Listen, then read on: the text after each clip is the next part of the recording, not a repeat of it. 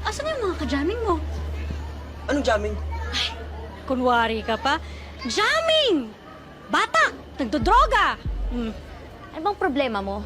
Malaki!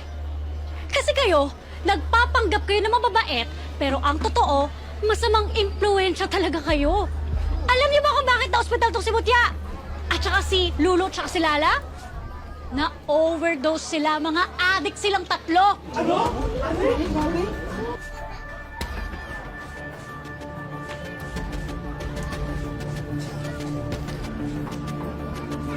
Tanga! Para kang nanay mo, ha? Hindi matigil ang bibig mo, tuloy-tuloy ka magsalita. Pero wala namang katotohanan ng mga sinasabi. Sure ka ba, Mang Paul? Baka naman di mo lang alam. O baka naman, may kaibigan sila na bad influence.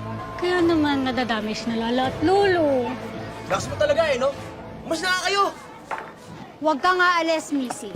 Tama, dyan ka lang, anak.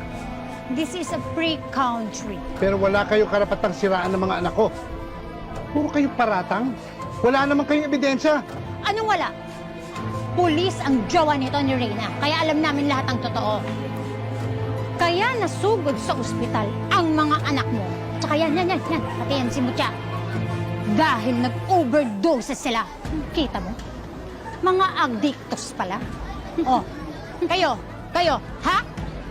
Ito ba talaga ang gusto nyo maging punong abala? Eh, ayan oh, pinagtatanggol pa ang mga addicts. Alam mo, ang dapat sa'yo, ma-disqualified. Tama si Dolor. Dahil maling ehemplo yung ginagawa mo, Paul. Ano yun? Poprotektahan mo yung mali? Nakaya ka.